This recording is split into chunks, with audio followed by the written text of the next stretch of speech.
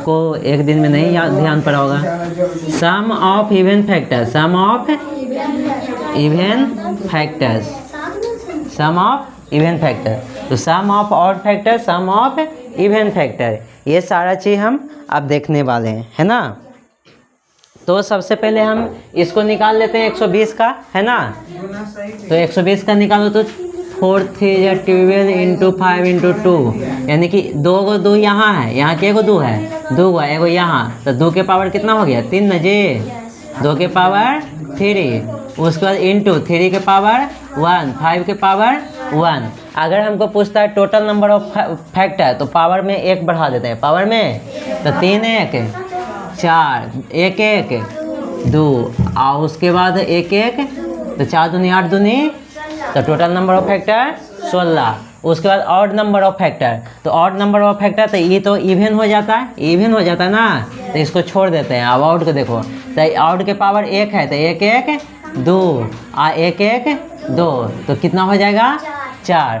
तो odd number of factor कितना हो जाएगा 4। अब इवन नंबर ऑफ फैक्टर निकालना है, तो इवन नंबर ऑफ फैक्टर के लिए क्या करेंगे, टोटल नंबर ऑफ फैक्टर में से ऑड नंबर ऑफ फैक्टर घटा देंगे।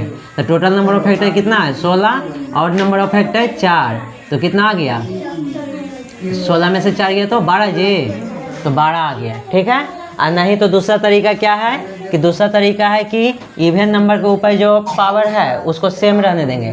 तो पावर क्या है टाइप 2 लिख देते हैं, टाइप 2, ये टाइप 1 था। तो पावर 3 है तो 3 रहने दिए, इंटू यहाँ पे पावर 1 है ना जी, तो 2 कर दो, यहाँ पे पावर 1 है ना, तो इसको भी क्या कर दोगे 2 कर दोगे, तो 2 कर दिए, तो 3 दूना 6 दूना 12। तो दोनों तरीका ठीक है, कोई दिक्कत नहीं ना। अच्छा, परफेक्ट स्क्वायर निकालना है, तो परफेक्ट स्क्वायर के लिए क्या कर रहे थे 2 के पावर 3 और 2 से भागा, परफेक्ट स्क्वायर के लिए 2 से भागा, 2 से भागा, 5 के पावर 1 2 से भागा, ठीक है। तो जब 2 से भाग देंगे तो यहाँ कोसेंट कितना आएगा 1, यहाँ कोसेंट 0, यहाँ कोसेंट 0, तो हमको आ गया कितना 2 के पावर 1, कहाँ जाना जाओ जल्दी आओ। तो हाँ, तो यहाँ पे क्या हो जाएगा 2 पावर 1 है तो 1 2 हो जाएगा, क्या हो जाएगा 2। फिर यहाँ 0 है तो 0 में 1 जोड़ेंगे तो 1, फिर इसमें 0 में 1 जोड़ेंगे तो 1, पावर को तो जोड़ना ही है। तो बस 2 आंसर, परफेक्ट स्क्वायर कितना हो गया 2। उसके बाद परफेक्ट क्यूब देखते हैं, तो परफेक्ट क्यूब के लिए भी क्या करेंगे 3 के 3 है ना, गुना 3 के पावर 1/3, 5 के पावर 1/3। अच्छा, एक कोसेंट होगा, 0 कोसेंट होगा, 0 कोसेंट होगा, कोई दिक्कत नहीं ना। अब 1 में बढ़ा के करो तो 2, गुना यहाँ पे 0 है ना, तो 0 तो 1 हो जाएगा, 1 बढ़ाओगे तो फिर यहाँ भी 1 हो जाएगा, तो यहाँ भी 2 हो गया, क्या हो गया 2। यानी कि यहाँ पे तुमको क्या आ जाता है, शायद यहाँ पे तुमको 9, तो 9 हो गया 3 30 है ना, कोई 120। चलो आगे देखते हैं। तो यहाँ परफेक्ट स्क्वायर तो 4 हो गया और परफेक्ट क्यूब 8 हो गया, एगो 8 आ जाता है परफेक्ट क्यूब, सॉरी 2 के क्यूब, एक आ जाता है, हाँ 2 गो आ गया है ना। तो इस तरह से हमको ये 2 गो आ गया, ठीक है। उसका दोनों, तो दोनों का मतलब एगो परफेक्ट स्क्वायर एगो परफेक्ट क्यूब, और दोनों का एलसीएम लेंगे तो 6 एलसीएम, तो हमको 6 से है ना होना 6 का निकालेंगे, कितना का निकालेंगे 6 का। तो 2 के पावर 3/6, 3 के पावर 1/6, 5 के पावर 1/6। अब इसको करोगे तुम तो 6 से भागा दोगे तो यहाँ कोसेंट 0, यहाँ कोसेंट 0, यहाँ कोसेंट 0, तो 0 + 1 1, 0 + 1 1, 0 + 1 1, तो 1 यानी रिमाइंडर, सॉरी यहाँ पे क्या हो जाएगा दोनों 1 है, जो 3 और 2 जो स्क्वायर भी हो और क्यूब भी हो, वैसा नंबर के गो है, एगो है। खाली स्क्वायर होने वाला नंबर 2 गो है, सिर्फ क्यूब होने वाला नंबर 2 ठो है। तो उसके बाद टोटल इवन नंबर 12 गो है, टोटल ऑड नंबर 4 गो है, टोटल नंबर ऑफ फैक्टर 16 गो है। इतना में कोई दिक्कत नहीं ना। उसके बाद हम सीख रहे थे सम ऑफ फैक्टर्स, क्या सीख रहे थे सम ऑफ फैक्टर्स। तो सम ऑफ फैक्टर तो हम टोटल लगता है 16 गो है, 16 को जोड़ के बताए थे 360 आया था, है ना। तो सम ऑफ फैक्टर के लिए क्या करना होता है, तो क्या करना होता है कि हम क्या करते हैं, एक फार्मूला बताए थे, है ना, हालांकि फार्मूला की ज़रूरत नहीं, बिना फार्मूला के भी बना सकते हो। फार्मूला के बिना कैसे बनाओगे, तो ऐसे बनाओगे 2 के पावर 0 प्लस 2 के पावर 1 प्लस 2 के पावर 2 प्लस 2 के पावर 3, 3 तक है पावर तो 3 तक, कोई दिक्कत। उसके बाद यहाँ 3 के पावर 0 प्लस 3 के पावर 1, और यहाँ पे 5 के पावर 0 प्लस 5 के पावर 1, कोई दिक्कत नहीं ना। अब इसको हम क्या किए, किसी का पावर 0 होता है उसका वैल्यू 1 2 2 दूना 4, यहाँ 8, यहाँ कितना हो जाएगा 1 प्लस 3, यहाँ कितना हो जाएगा 1 प्लस 5, है ना।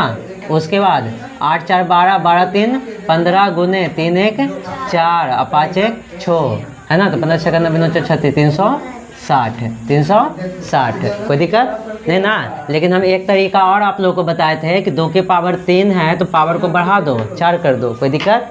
और उसमें से एक यानी जीपी प्रोसेस था, तो यहाँ पे फिर 2 - 1 कर दो, कोई दिक्कत नहीं ना। फिर यहाँ भी बताए थे कि 3 के पावर 1 है तो 3 के पावर 2 - 1 कर दो और 3 - 1 कर दो।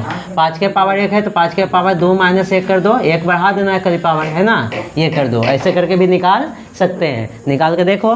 तो 2 के पावर 4 तो 16 जी, तो 16 तो यहाँ 15 हो जाएगा जी, 1 हो जाएगा, है ना, गुना 3 के पावर 2 तो 9 ना, और 9 में से 1 गया तो 8 बटा 3 में से 1 गया तो 2, 25 25 में से 1 गया तो 24, और यहाँ 4 5 में से 1 गया तो 4। अब यहाँ पे काटो तो 4 दूनी 8, 4 दूनी 8 तिया 24, 8 तिया 24 कट गया ना। तब 15 8 20 से 360 हो गया, आगे ना। 15 8 20 से तो 120 हो गया, और 12 3 36 360 हो गया, तो आया ना सेम, ठीक है। अब वही तो ये हमको क्या हो गया, ये वाला आंसर हो गया, है ना। ये दोनों किसका हो गया, सम ऑफ फैक्टर्स। अब सम ऑफ ऑड फैक्टर देखते हैं, क्या देखते हैं, सम ऑफ ऑड फैक्टर।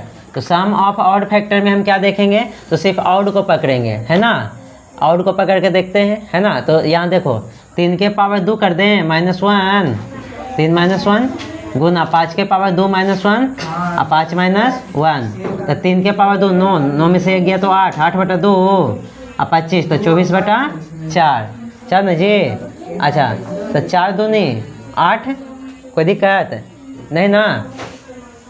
तो यहाँ पे 24 आएगा, सम ऑफ ऑड फैक्टर कितना आ गया 24।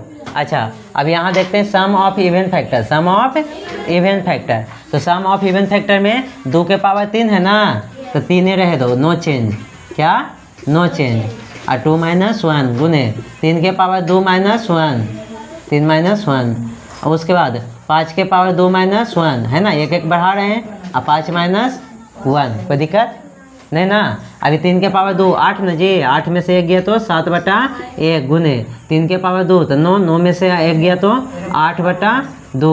उसके बाद यहाँ 24 बटा 4, फिर 4 दूनी 8 खत्म, है ना।